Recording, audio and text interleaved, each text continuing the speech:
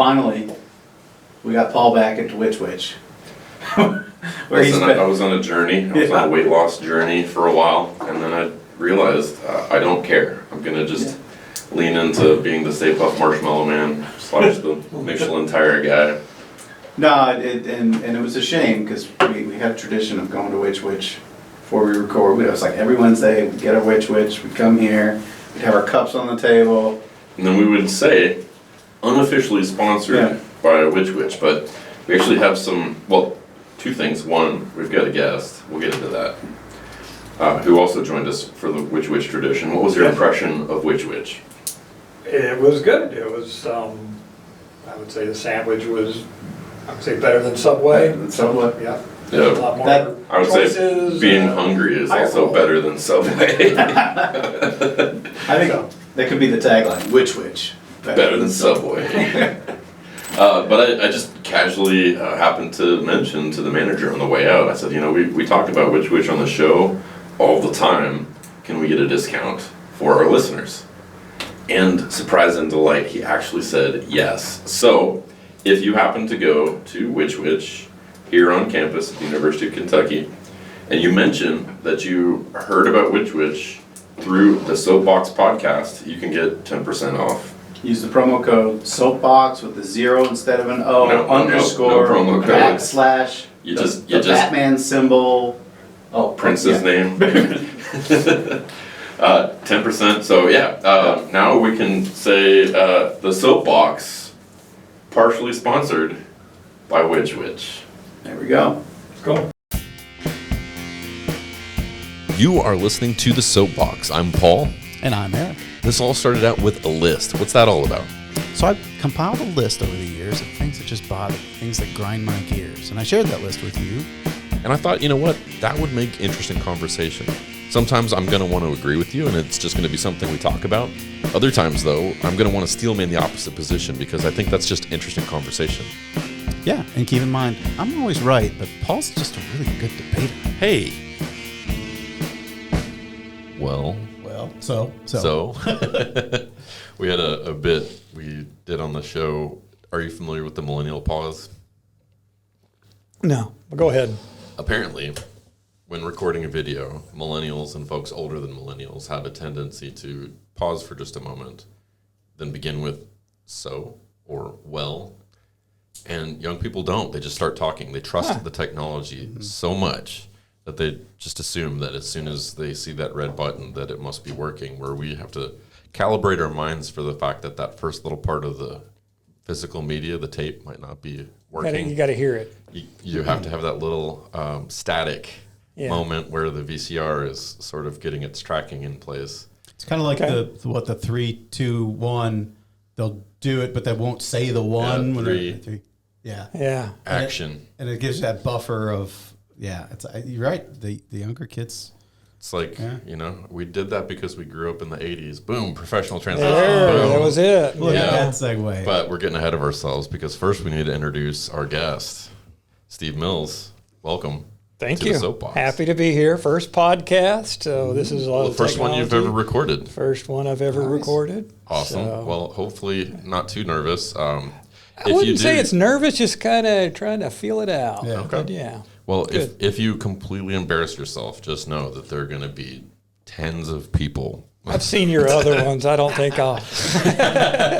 Okay, nines of people. Yeah, I'm counting myself playing it a couple times. So, welcome. This came about actually a little haphazardly because we were talking at work. You work over at UK now with us. And you happened to mention a couple of podcast ideas, and my brain immediately went to, you want to launch your own podcast. Which I don't. You don't? No. Yeah, you I completely, completely mistook that one, and so I started giving you advice on, here's a guy you could talk to, and here's our setup, and I went for it. I had the ball, I ran for the touchdown, but I went to the wrong goalpost, right? And this must have been maybe after we talked? It was probably after, we talked, and I do a lot of hiking, so that was one of the ideas. We could talk about Kentucky trails. We could talk about backpacking in Kentucky. We could talk about backpacking in general. And then we had other thoughts, and that thought was the growing up in the 80s, which I think is, for us, a little more relatable because I only wear a backpack with a computer in it to and from work. Yeah, no. Yeah. So I do have a buddy. Shout out to my good friend John Kelly, who has a backpacking podcast. It's actually wildly successful. He's sponsored and he's doing collaborations. And I've seen a couple of his. He had production quality is good pretty thoughts. good. Yep. So you know this? That's Because I watched sent his him podcast. the whole- I watched yeah. that one. He went Okay. to some of the same places we've been to. He was still trying new equipment and talking about new equipment. We're pretty much, me and my friends, we have very established on what we like and what we're going to use and what we carry and what we're not going to carry. We do it different ways, but we're very opinionated in our. Are we drilling holes through toothbrushes to make them lighter? No, you just cut the handle off. You know, Of course. that's an I just ounce. have terrible oral hygiene. Completely skip that altogether. Put all the holes in your teeth instead. There you go. That's Yeah. even lighter, yes. But growing up in the 80s, I think Yeah. that's kind of where we landed. So, what's the hot take here? What do you think is different about being a child in the 80s versus being a child in the 20s? Well, I was born in '67, just to kind of give you that, and Yeah. I was in North Carolina, kind of smallish town, New Bern, until 5th grade, and then I moved to Arkansas, very small town, 3,000 population, county seat, hour drive for a town of 10,000, 2-hour drive to Little Rock. So a lot of my childhood, it really transitioned when you got a car. When somebody was able to drive, it transitioned. But until that happened, it's pretty much bicycles, hiking behind the house, out in the fields, up on the mountain, up on the hill, really what it was. So we can really frame this as being a child even in the late 70s, early 80s. 'cause Oh, that it would was, have been your formative yeah, years. yeah. So I don't know if you guys had roller rinks when you were growing Yeah. Oh, up. yeah. We had the Yellowbird in North Carolina. I have vague memories of that because that was definitely 70s.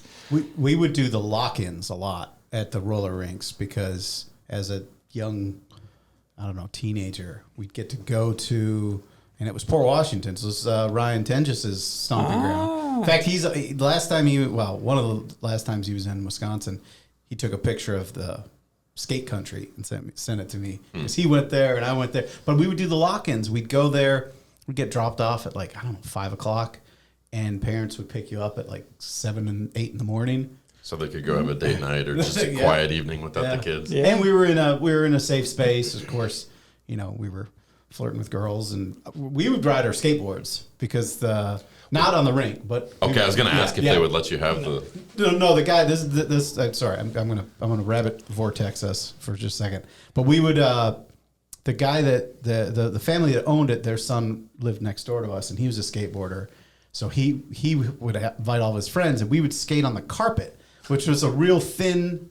Because you got to roller skate on it too, right? Yeah. To go to the concessions and all that. So we just set up boards and ollie over them and do tricks, but we wouldn't. We weren't allowed to be on the actual floor. But Yeah. We had the Champs here in Lexington. Have you taken your kids to Champs? I have not. No, that'd be So fun. That's run by a guy I used to play roller hockey with, Nick Champa. This is a family deal. And actually played with his son as well. And it's a pretty fantastic operation. They've got 2 levels. The upper level has got mini golf and laser tag, and the lower level's got an arcade and the roller rink, and they do the whole kit and caboodle, the DJ, the fun lights. And I'll say we never took our kids to a roller rink, and I don't know. It's something. It's something I thought bigger in the 70s, I guess. Both of you did it in that age, 70s, 80s, and then I was born in '76, so I was. you're about 10 years. Yeah.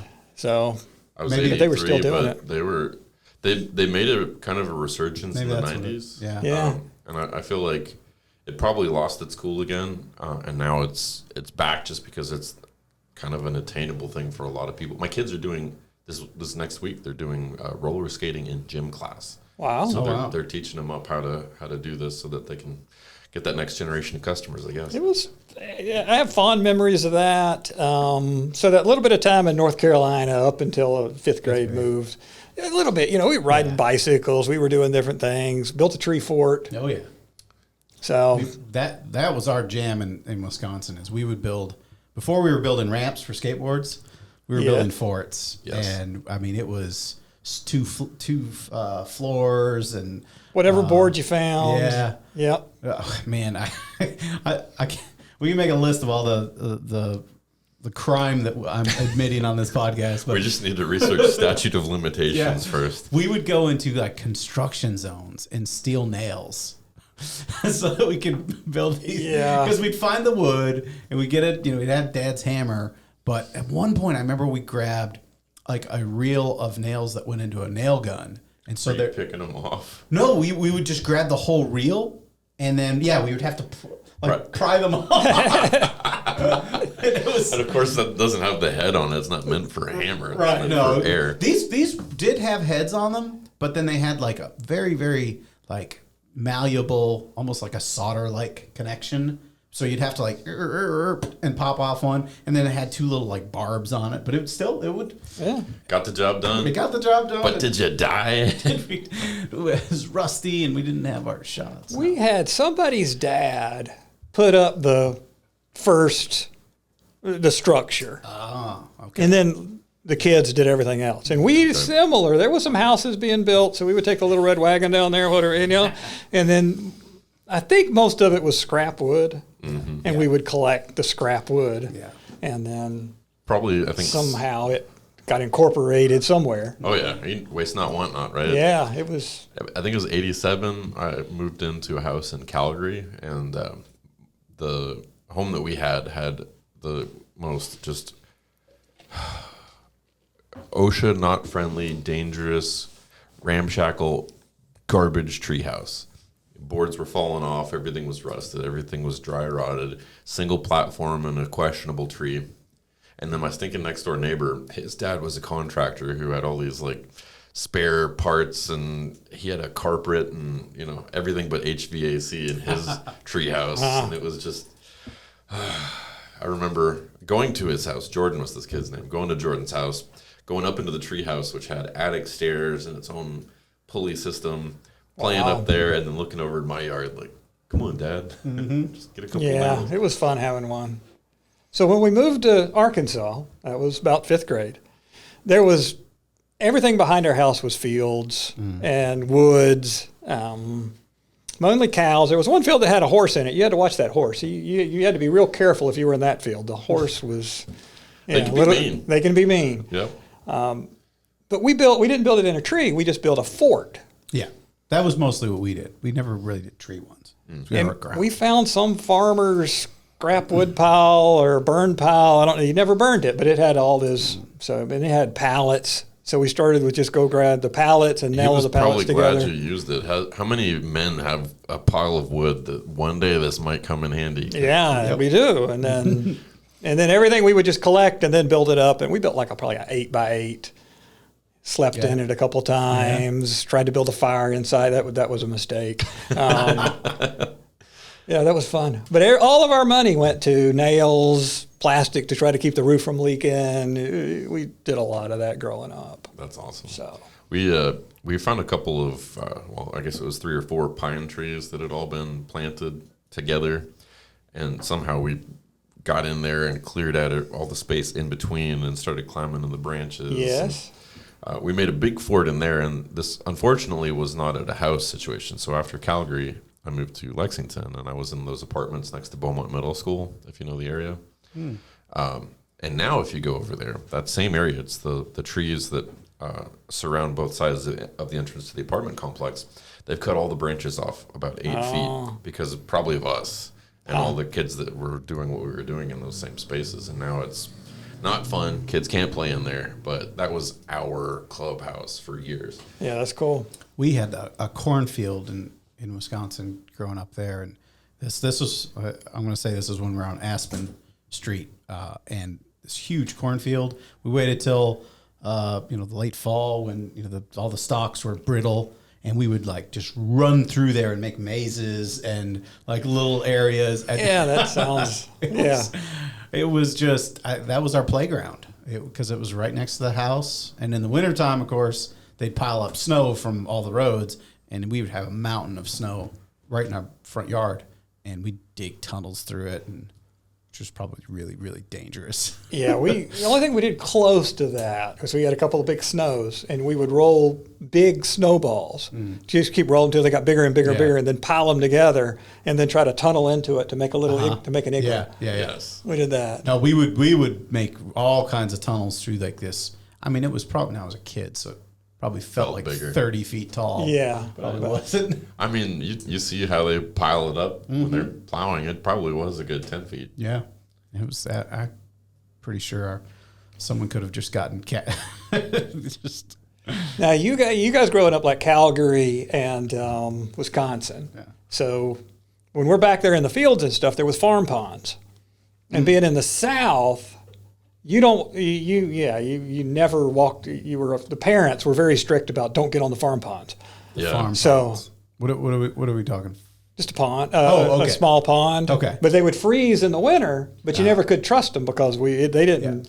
They didn't freeze like they freeze in Wisconsin. In the South is a couple of days where you get a thin layer of ice on And the they top. always knew a story of some kid that fell through the pond and da-da-da. So, we always Yeah. had to stay off the ponds. It may have been different where I grew up than where you grew up. Yeah. So I was too young to probably have the experience of being out on the frozen lake, pond, whatever. But where my dad lives now is Ottawa, and they've got a canal that runs through Ottawa that will freeze so thoroughly that it actually becomes a part of some folks' commute. And they can just throw on Drive. some ice skates and they'll skate okay. to work. I think it's the Redo Canal. He'll correct me in the comments later, but I always was jealous of that experience. I grew up playing street hockey with rollerblades and wheels in the street in the same neighborhood Eric was in. That's how I know this guy. He was a neighbor.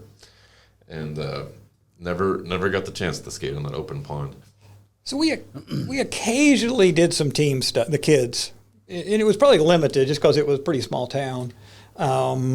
We occasionally did flag football. We had a basketball goal, but it was just grass, so you really couldn't dribble. But you just run around and throw it up. Capture the flag? Was that Capture the flag. See, that was, pickle? yes. Did you play pickle? Two people, one on a base, and one trying to run in between. Okay, yeah. I feel like we didn't played play that one. Yeah. That's new to me. If you got three folks, that's a good one. Capture the flag was we would do, the whole neighborhood would do.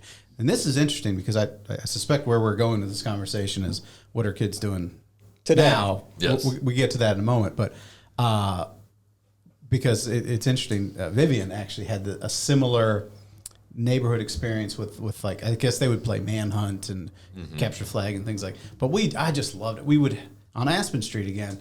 We'd probably have 20 kids, and we'd have the home base at two different houses. We'd have out of bounds, this road and the railroad and whatever. And we loved it. It was like running, and it was just being free, and I don't know. It's just the games that kids cooked up. Yeah, yeah. And you made up your own rules and figured it out. Yeah. So and you had cheaters, and you had cheaters. Then you had to change the rules. Yep. There's two others that come to mind. One, did your kids ever have those little pellet guns where they could shoot airsoft? We had, It wasn't BBs. It was just little plastic airsoft pellets. It was designed to shoot at other kids. It wasn't designed to be killing squirrels. they or had whatever. they had paintballs, and they had some of those, but we didn't use those as much. They did have our kids had the paintball guns. So I think this is an experience that I was probably on the very tail end of the last generation that could get away with doing this, because we would run around our neighborhood with real-looking pistols shooting at each other, little plastic BBs, and nobody thought anything of it. yeah, they weren't yellow and red, and No, the tips weren't yellow or red. No, yeah. I think I had a Beretta, and the only thing that you could do to distinguish it from a real firearm was just a tiny little removable plastic orange piece, which we all took the plastic orange pieces off because we wanted to look like we had real guns. And if you did that today, I'm pretty sure you would have a lockdown situation at the neighboring school. We talked, there's some of that we talked about too, a little bit of,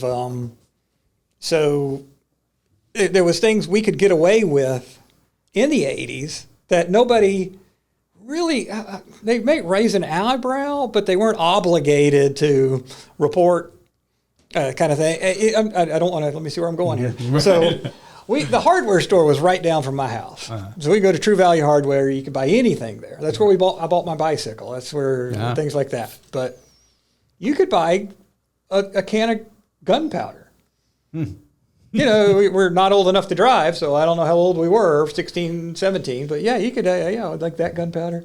And then the shotgun primers, and what else you got, And they would just say, hey, be safe. Be careful. Safe. Come back next time with Come 10 back. fingers. Yeah, hell yeah. You guys are doing okay. But, and that has all changed. It was probably for the better on that. For sure. Sometimes. I lamented a little bit. There's one thing in particular we discovered.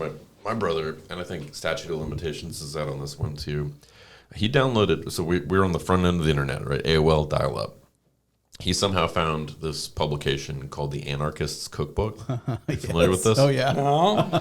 Basically, somebody put together lots of things that kids shouldn't do, and kids naturally gravitate towards it. It's Yes. like how to make a, I'm not going to even say it because we'll get demonetized on YouTube, but IED, we'll go with that. Yeah.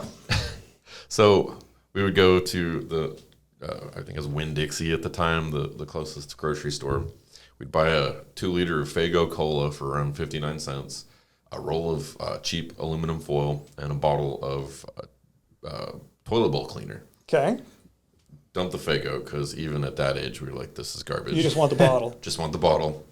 Stuff it full of aluminum foil, put the toilet bowl cleaner in there, put the cap on, set it down, give it a little shake, walk away because you got about a 2-minute chemical reaction. It's an exothermic reaction and a gas-producing reaction. And so it produces a hydrogen gas that pops the bottle and makes a big explosion sound. The gas would be flammable if there was an ignition source. We never did that. We just wanted the big popping bottle sound. And for $3, you had homemade fireworks. Huh. Did you ever find carbide?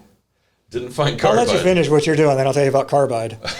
Well, we were like setting these things off, no big deal. And probably about 5 years ago, maybe 6 years ago, pre-COVID, there was a story where Dunbar High School got shut down because of IEDs, and it was the same thing.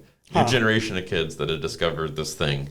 They were setting them off recreationally. It wasn't they weren't terrorists. They weren't doing anything inappropriate, but complete meltdown. The whole city was aware something was going on. Okay, the similar one, the only thing we knew that would do something similar to that, and this was, again, you go to True Value Hardware, they had these little blue cans of carbide. So if the old miner's lamps, you drop carbide cubes in there in water, it makes acetylene gas. So the same thing, if you take a 2-liter bottle and drop some carbide cubes in there and some water and screw it on, it'll blow up. And it smelled horrible.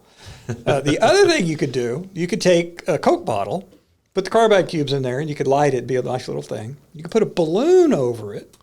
Make some gas. It would fill up, so you could light a little wick and poof, little thing. Or the thing we discovered, this was actually pretty cool. You could take the balloon and put a pinhole at the top and start letting it fill up and then light it.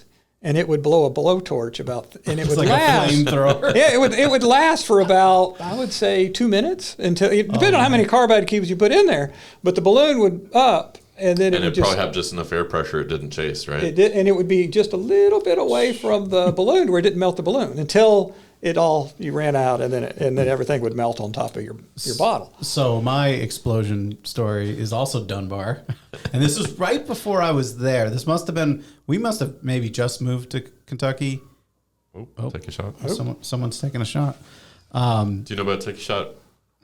We're so close to 3 hospitals. Every time we hear a siren, it's a drinking game on this show. So for the folks that are listening at home at an appropriate they're hour, supposed to take a shot. if they want. We it's just kombucha. We have at least one person and we'll drink our Witch and take a moment to thank Witch for being our first somewhat sponsor. Our semi-sponsor, please mention the show, get 10% off. Yeah, tell them you listen. So this must have been 1990, 1991, maybe 92. A kid who ultimately became a friend of mine had an old grenade that his grandfather owned. That was a dud. It was. You'd hope so. Was it drilled out, or was it still? Oh, he drilled it out, filled it with gunpowder. Oh no! And put a fuse on it. And then he went to school at Dunbar. We lost a lot of good classmates that day. No, it was maybe less nefarious, but also concerning. And people could probably Google search this and find out who I'm talking about, but I'm not going to name him. It was in USA Today. He was going to sell it to a friend.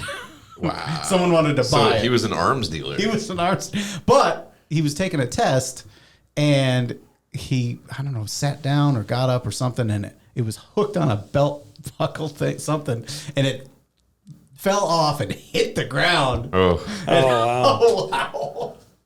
So, yeah. I feel like that guy's got to be dead, in jail, or super rich. Like, those are the only outcomes I can think for somebody that brave, bold, and stupid. Yeah. Well, he was expelled, and so I went to Dunbar the very next year, and he wasn't there anymore. So Now, one thing the bicycles too, we chatted a little bit about that. And when we all grew up, you got around, if you couldn't drive yet, you had a bicycle, and you went everywhere on the bicycle. Yeah. As soon as those training wheels came off, you were free. yeah. Yes. And we said parents had no idea where we were. We were somewhere. They probably had a good idea of what house we were Well, they would at. use Life 360, right? Yeah, Because they track. Yeah, you had They didn't care. They're like, all right, open the wine. The kids are gone. Yeah, they may ask. If it's dinner time, you should be home. Yeah. If they're not home at dinner time, they might call some of the other parents that they suspect we are and figure out where we are and get us home. I feel like we had numbers by the phone of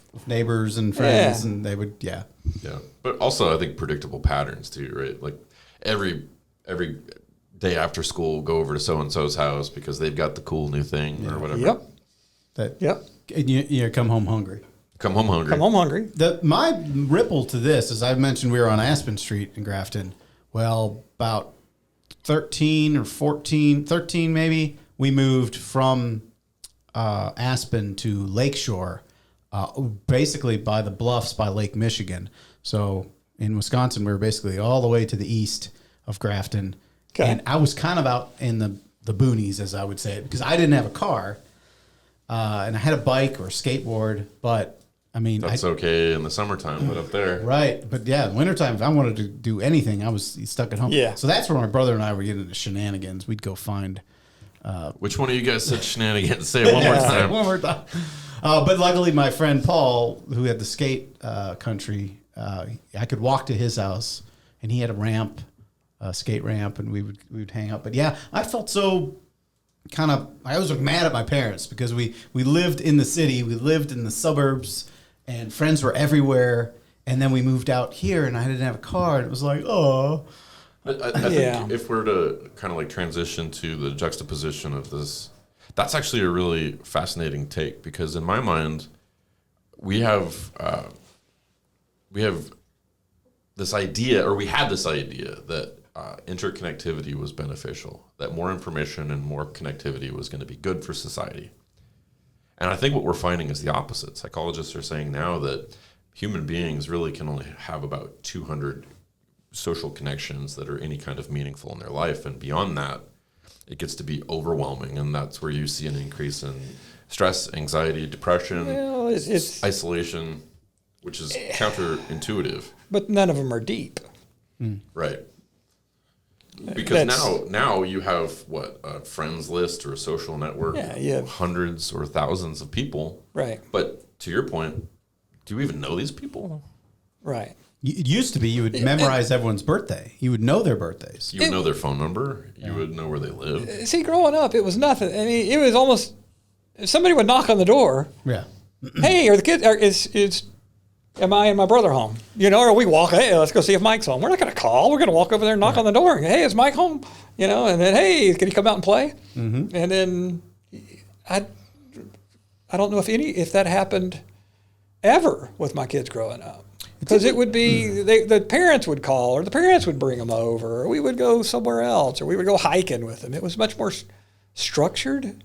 And I may be going a different direction than you were going, but it was... I think you can probably drive a number of different conclusions here.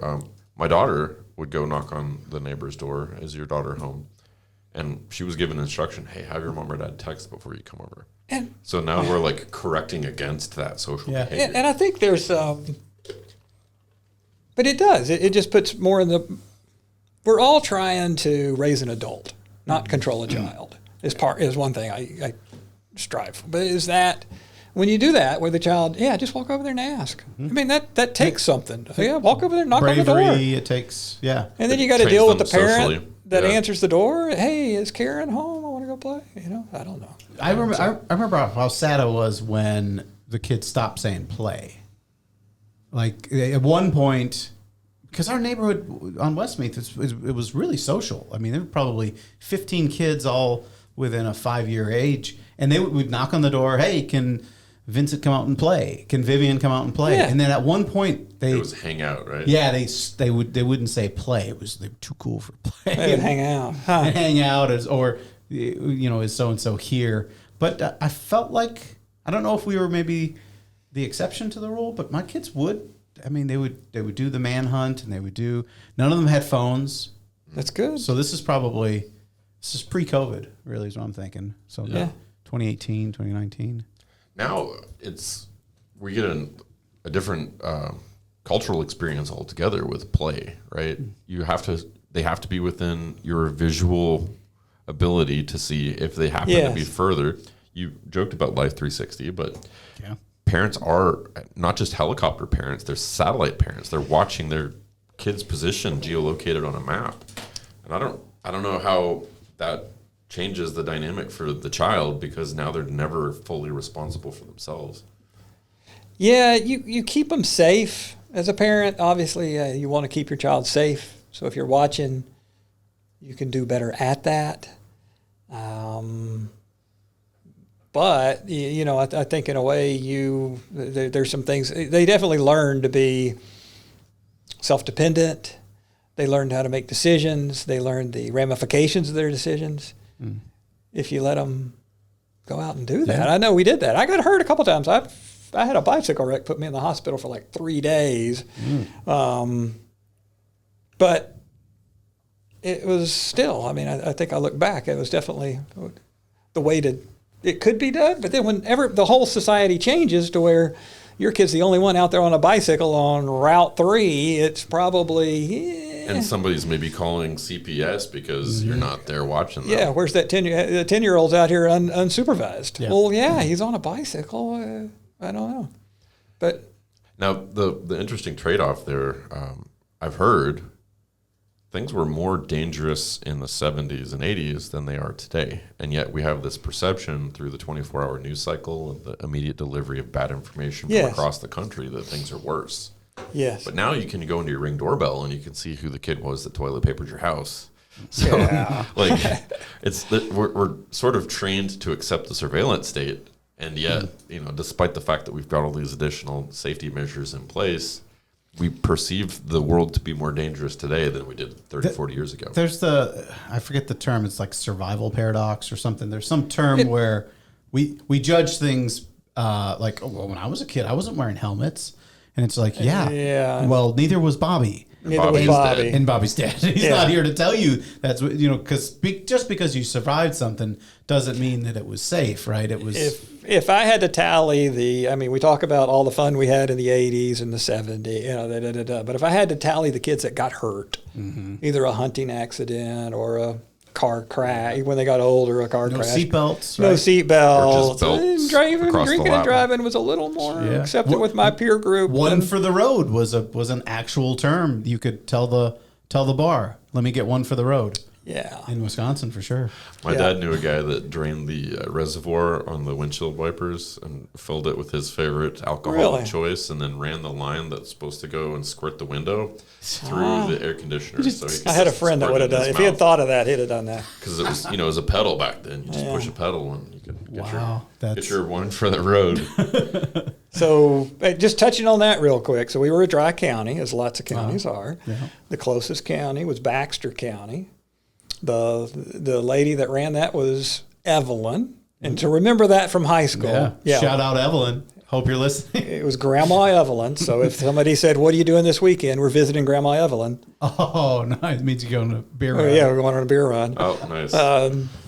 But she would sell to anybody, and it was wrong. Yeah. And nowadays I don't. That wasn't a good thing. I would go to the Rockledge on a Tuesday night to see a band, and they wouldn't card me. I would go to Two Keys Tavern.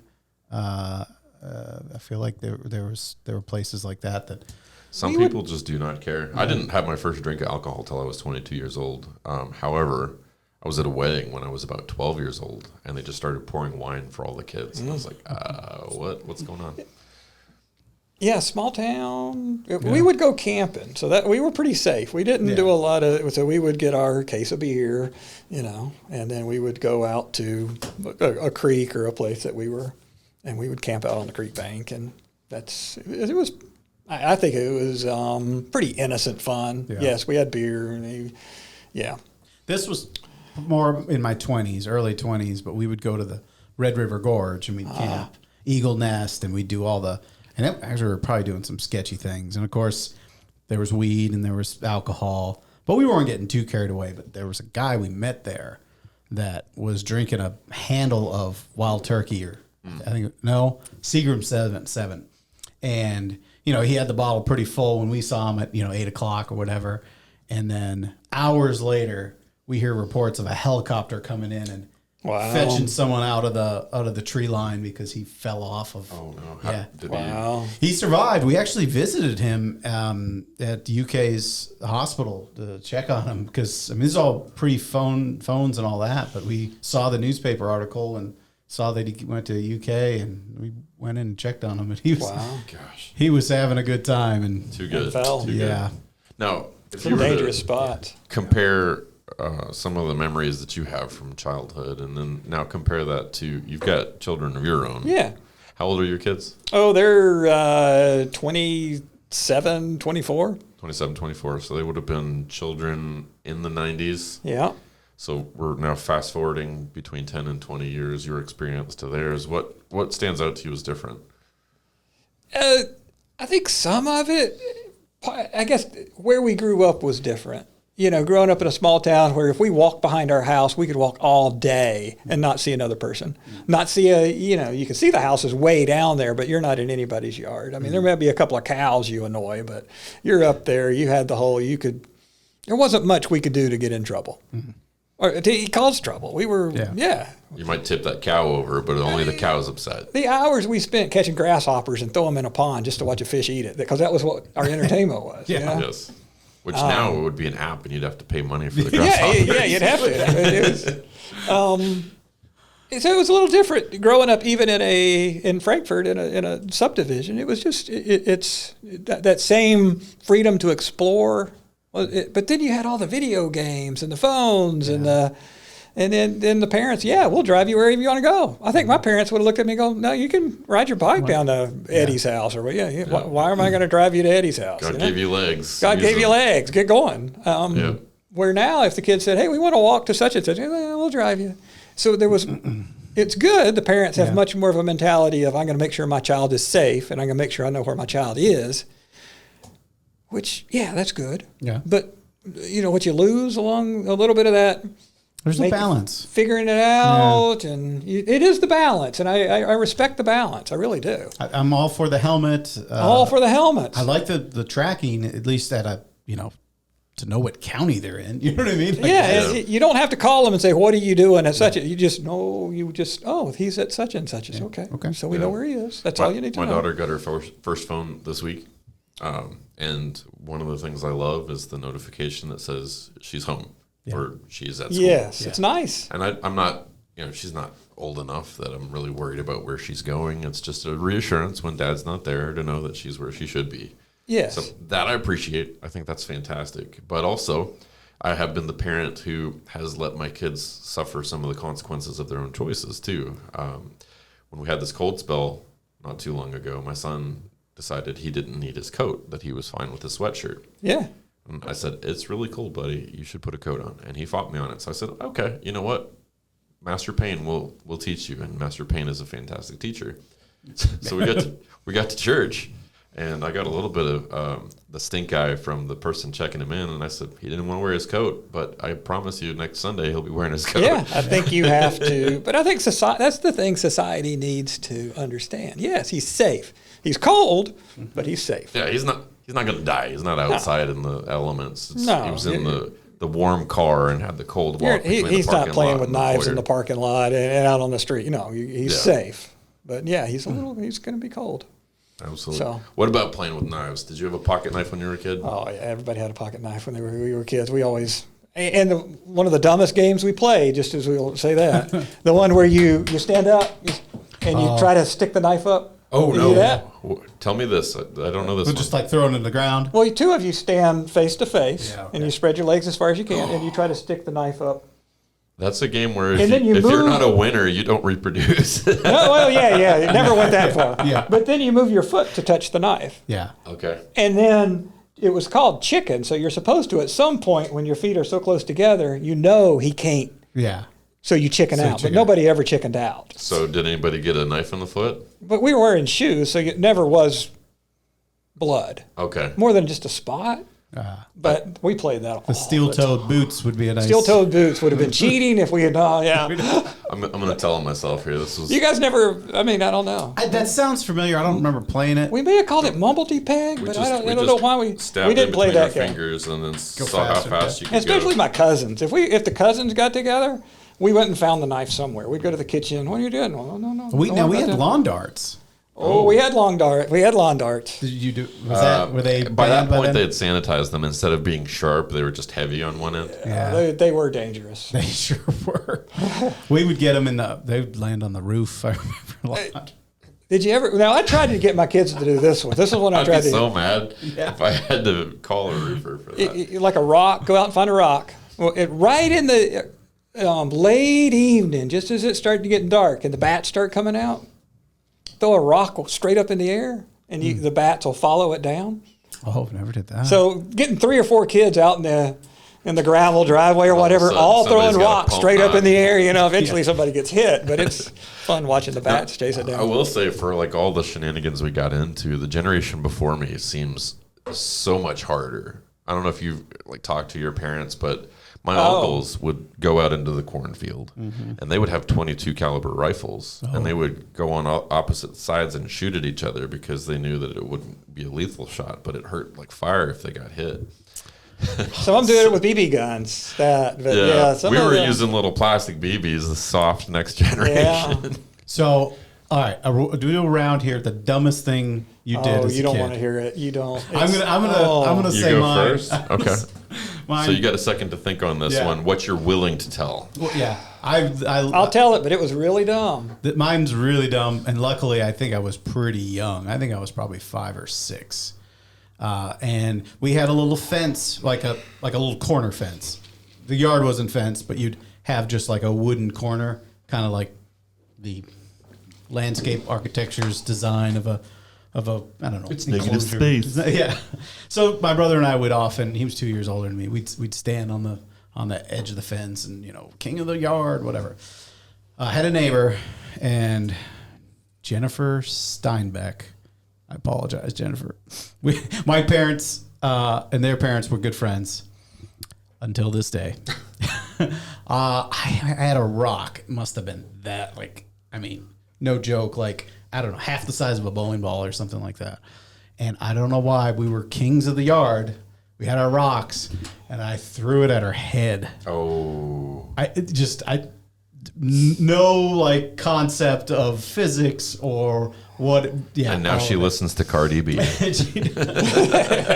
but I remember it was like I had no memory of me doing this, right? And then, years later. Did you hit her? Oh, yeah, I hit her. She had no memory of it either. And my parents would, they had a huge falling out, obviously, because, they were raising a monster. And I remember I would ask questions about, so why don't we talk to the Steinbecks? Because I would see her in school. And then I knew her as a teenager. And she would never talk to me, and it was of course, most of it was her parents telling her, and my parents telling me, and I'm sure her parents went into more detail. You were 5 when this occurred. Yeah, maybe even 4. It's funny how long. If you were outside looking in, you're like, oh, he's 5, he grew up. But if you were one of the two, right? It's but yeah. So it's I'm sure she listens because we're a nationally syndicated program here. So Jennifer, sorry. Sponsored by Witch Witch. Yeah. So that's my worst for sure. I'd say. I think my stupidest one had no consequences whatsoever, but I would just die inside if my children did what we did. Lived in that sketchy apartment complex over by Beaumont, and the cool thing for a brief snapshot in the 90s was Pogs. Do you remember Pogs? Either one of you? Uh, Little cardboard discs with yep, various art on it, and then you'd have one little piece of metal or rubber, and the whole game was just you hit the stack of discs and you get them to flip over. And if you get the whole stack to flip over, they're yours. And so it was child gambling, basically, but with a skill element, so it was completely legal. Well, they were all the rage. You wanted to get the coolest Pogs, you wanted to get the coolest slammers, hologram skulls, all of the things that 7 and 8-year-old and 9-year-old boys think are just the coolest. And we just randomly ran into this guy, single man, in these apartments who sold Pogs out of his apartment. Oh. And all of us children just went into his apartment with his plastic folding tables covered in his selection of Pogs. And we're transacting Pogs like we were Breaking Bad and we were buying drugs out of this apartment. No adult knew we were there. No adult knew this was happening. And if that guy wanted to ship us off to Epstein's Island, we would have been gone. So, yeah, as far as like risk, gunpowder, we did it. Various forms of assault, we did that too. various forms of assault. But I want to say that was like maybe the dumbest, least informed, possibly worst potential outcome thing that I did as a kid. Okay, I had 2. I'm going to narrow it to 1. All right. Okay. We're breaking news here. Okay, this was, I was in high school band, played saxophone. Huh. So one of my friends played trombone. He's the troublemaker. It's always the It trombone. was a joint. Okay. So we were at all region tryouts. So everybody, the band director really encouraged everybody to go to all region and try out for all region band. And I wasn't very good, but I was saxophone. Yeah, I tried out in saxophone. I knew the music. Yep, I was in the bell curve, kind of near the top, not where near where you would actually make the band, but I wasn't bad. So I had already done it. I'd done my thing, and we were sitting in the break room chatting, and the trombone players, one of the trombone players came in and said, I'm not ready for this. I'm going to do horrible. I don't even think I'm going to try out. And one of the spur of the moment, throw it out there and go, well, give me that trombone. I'll do it. And then all the friends start, oh, yeah. He can wear your band jacket. Oh, yeah, just show him how to do it real quick, Oh, no. And he said, just go in there. It's behind the screen. They don't know, And I could read music. I knew how long each note was. And I knew if you did the slide out, it got this way and then that. So I knew when to put the slide out, put the slide in. So I did it. And you made it. No. And no. No. So I got like 9 points. So at the end, you see, here's you look at all the rankings and da-da-da-da-da-da, and here's the trombone player, and I won't use his name, but he's in Arkansas. And anyway, 9 points. Out of Oh, I don't 100? know. Yeah. But I remember 9. You wrote your name correctly. I remember 9 was definitely the bottom of the bell curve. And the band director was mad. And he was mad at the trombone player that how could you... So he told him, somebody sabotaged my trombone. They put tape inside the slide. I couldn't... So the band director accepted this as fact.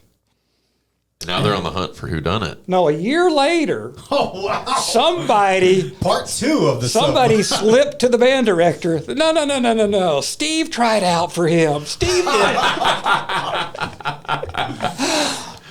Yeah, he was. Was there consequence for that? There was a lot of detention. Okay. There was consequences. I had a paper I wrote in the 7th grade. I was supposed to read either a biography or autobiography and then write a book report. I just didn't want to do it. I didn't like reading nonfiction. And so I picked a hockey player, Gordie Howe. And I made up a life for Gordie based on what I read on the back cover of the book and details that I wanted to make up. So I included a fake twin brother who died in a car accident. And both of them were hockey players, but Gordie wanted to live up to the legacy of his brother and do him proud, and went on to win all sorts of things. And then I just picked dates and names off the book jacket, turned this thing in, 97% A. Fascinating story. I had no idea I'm going to have to read this. And the rest of the semester, I was like, please don't read it before this thing wraps, because this is a work of fiction. But no consequences. I totally got away with that one. So Yeah, I thought I got away with it. It was, yeah. So Okay, I gotta follow up with. You can make cheat sheets for college courses a lot of times where you have an exam and you can bring in a cheat sheet. There was one semester we're all taking this really difficult course. I'm not going to say what it is because the instructor might still be here, and we realized how to work the copy machine, and you could copy the textbook and shrink it down to like an eighth size. And so our cheat sheet was like literally pages of the textbook with text, formulas, all the stuff. But that was legit because you could take a cheat sheet. Well, it was in the color, right? What happened was the professor at the moment of the exam said, "I've been hearing stories of people putting textbooks, examples in the cheat sheets, and you are not allowed to do that, and you're going to get in trouble if you do that. So please, everyone is going to have to turn in their cheat sheets with their exam." And I just so happened to have my original cheat sheet that I was using before I, met the guy who knew how to use the copier. So I turned in my fake cheat sheet with it. Suffered those consequences. Yeah. I was also the guy that would program formulas into my calculator. You had an HP 41? No, I had a TI 85. See, when I went, everybody had an HP 41. Mm-hmm. Either a CV or a CX. CX had the time thing on it. CV was the cheaper one, but it didn't have a time built in. There is a hack and I going still on. use my 41. Right now, there's a hack going on where you can hack a TI-83, TI-84 graphics calculator and get it Wi-Fi connectivity and install a very basic web browser. So what's wild about this hack is that you have to hold down certain buttons on the calculator when you turn it on in order to boot from that second ROM. So some proctors have gotten into the habit of resetting the calculator now because of guys like you. Yeah. So they would reset the calculator in case you programmed anything in, but because of some solder work and an SD card that's hidden in the actual body of the calculator, it looks fresh, but then you push the alternate boot and people are able to boot into their own custom ROM that has their cheat sheets and has internet access if you need to Google something. So it's wild. The amount of cheating is wild. And what you were saying about your sheet that you could take in. Rumors were like on steel design and stuff like that. You had to take in the steel design book because that was Sure. And you could shrink example problems and slip them onto pages of the steel design that weren't really needed. You didn't really need that page anyway. Right. So I just heard rumors of that. I love the creativity of engineers who are spending more time cheating than they would just studying for the test. And then one day the professor, instead of being in the front of the room where he should have been, he stood at the back of the room. And was watching. Well, you didn't know what he was doing. Yeah. So it made people nervous. Awesome. Well, anyway, we're running up the clock here. And I didn't ask you the one question I told you I was going to ask you, but maybe we've already touched on this. What grinds your gears? There's several things that grind my gear, but I'll get in the context of the 80s and all that other stuff. We used to spend a lot of time on the creeks because we could. They were all open. They were public land. They were private land, but you knew public which waterway? creeks. Yeah, but you knew where you could park, where you could go swimming, where you could go fishing. That you were pretty much welcome. Even like a community thing, you'd go out there. There was pool people and there was creek people. We'd go. The creek was a lot funner, so we always went to the creek. They're all fenced off now. They were almost all of them. But I think what grinds my gear is the people that abused them. And even now, we go hiking and stuff, and you get out there, and ATVs are where they're not supposed to be. There are even no ATV, and they're out there, and they tear the bejeebers out of the trail. And they get on private land and tear it up. You're going to ruin it for everybody, because some of mine, we probably didn't always respect the private land we were on, especially once we were teenagers and but better young than 20s. ATVs and leaving. They just leaving trash everywhere. Yeah. In the neighborhood where Eric and I used to live, there were a handful of guys that decided they wanted to go into some private land and play paintball. That was us. That was us as like 30-year-olds. Yes. Oh, we would set up big paintball events and like wear goggles. I remember you like installed a fan in yours. Mine would fog up, so I actually hooked a battery pack in and a computer case fan, and I had airflow in my mask. We would have walkie-talkies and like Paintball's fun. Yeah. Oh man, I'd be crawling around in poison ivy. And I got to admit, the stuff I did with a kid my kids paintball.